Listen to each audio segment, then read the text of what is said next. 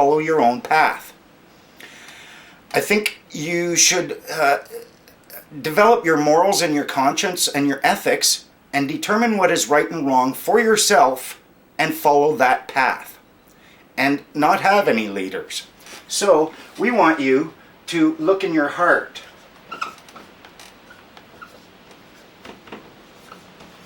And do not follow.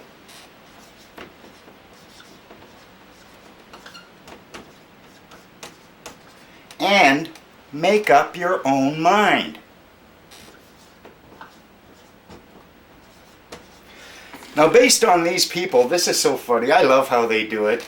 It's kind of like their mentality. They're trying to affix it to us, and therefore they are not gonna. We won't see it on them. But they're very proud of the fact that they pay their taxes and obey the law. So they want, and they get upset that we are looking at the statutes and realizing that they're not applicable to us. So they want people to look only outside at words that others have written. They want you to obey the law, which is actually just someone else's words, not your own. They want you to pay your taxes, because they do. And they don't want you to decide what your own course of action is, because the lawyers have already decided that and written it down in the acts. So you have no choice. Now let's just weigh these two, eh? The World Freeman Society, a Freeman perspective. We want you to expand your sources of information. We want you to look inside yourself. We want you to refuse to follow others who are not leading who are not. If you have to choose between following your heart or following others, follow your heart. That's what we feel, and we want you to decide all of this for yourself. Make your own informed decisions. They want to restrict the information that gets to your ears because it comes from a cult and you might be brainwashed and you are not mature enough to form your own decisions. They want you to look at the statutes as more important than that which is in your own heart, and they fail to even look inside their own heart. They want you to obey and pay, and you have no choice in the matter. Looking at these two, which one do you think is suffering from a more cult-like, brainwashed, and unthinking mentality? That one or that one? Do, do, do, do, do, do, do. Come on, think about it. It's obvious, isn't it? These people over here, these troglodytes on the forum, they're the ones who are actually belonging to some form of status cult, where they refuse to think for themselves. They refuse to look inside their own hearts. They follow and obey blindly, without choice, and when you refuse to do so, they get angry.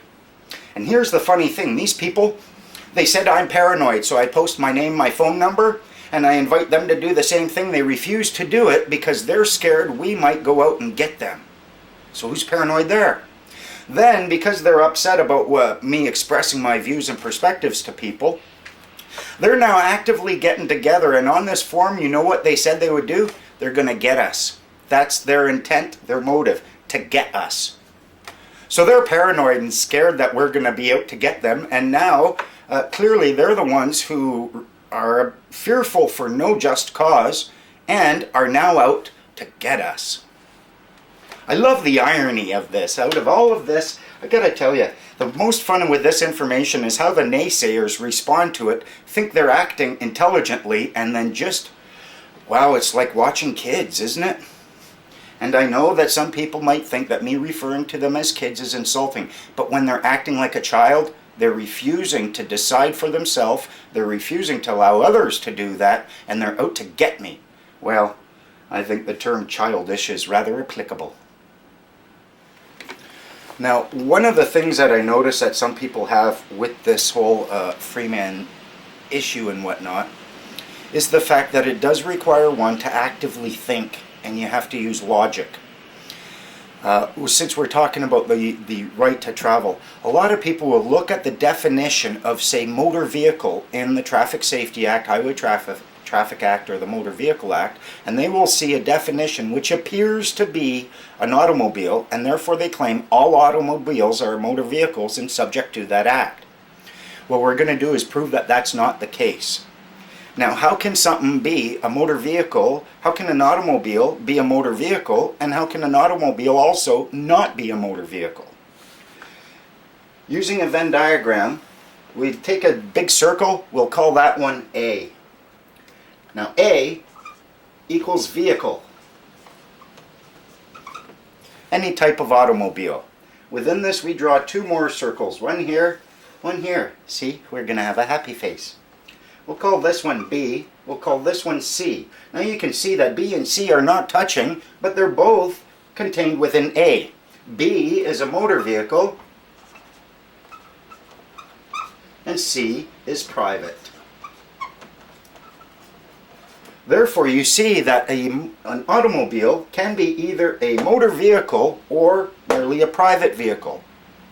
And when you look at the Traffic Safety Act in Alberta, you find that they do in fact mention a define a vehicle, they define motor vehicle, and they also define private passenger vehicle. Now the thing is, they can't claim that a private passenger vehicle doesn't exist or that all vehicles are motor vehicles. Otherwise, why would they define private passenger vehicle? It is clearly there. And at no point in time do they claim that a private passenger vehicle requires license, registration, insurance, plates, or anything along those lines. It simply does not. They acknowledge that it exists, then they fail in any way to seek to regulate it. And that is because we do in fact have the common law right to take our own private automobiles, use them as automobiles on the road, and not have them deemed to be motor vehicles. Now the other point to the argument is this. If that right is clearly there and established by statute, or not established but recognized by statute in Alberta, and it's a fundamental right which must exist across Canada for everyone, then for someone in, say, I don't know, St. Catharines, Ontario, to try claiming that the right doesn't exist for people there because of the Highway Traffic Act, well, now the standard is that act must mention that right clearly, specifically, and unequivocally in order to affect it. We've already established, using the Traffic Safety Act in Alberta, the right does exist. Now you can't point to the Highway Traffic Act in Ontario and say it doesn't mention the right, therefore it doesn't exist. We've already established it does. Now for you to get rid of it in Ontario, the Highway Traffic Act that you point to, it has to specifically mention that right. Same in BC. And the Motor Vehicle Act here simply does not. In Ontario, it doesn't mention this right. See, that's the logic that the people who just like to shout at me and call me a cultist, that's the information that they don't want to look at. That's why they refuse to look at it and go, la la la la la la la la la. And then they think they're mature. Okay, now what we're going to examine here is the definition of motor vehicle found in the Alberta Traffic Safety Act.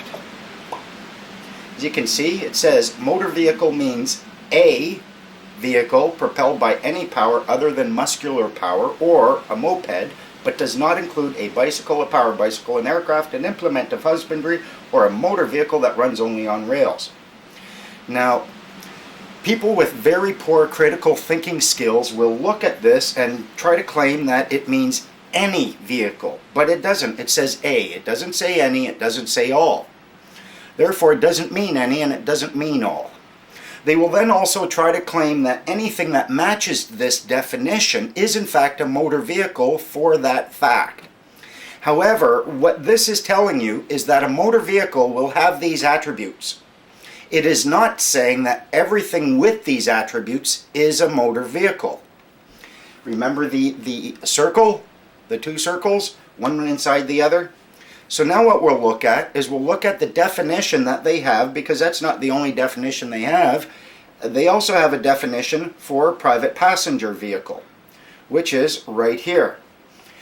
It means a vehicle used solely for personal transportation, including the carriage of goods, intended for use or enjoyment of the owner of the vehicle or members of the owner's household, but not including in respect of a person's business, work, or employment, the carriage of passengers or of goods, except for sample cases or display cases that are conveyed by a salesperson and that are not for delivery or resale.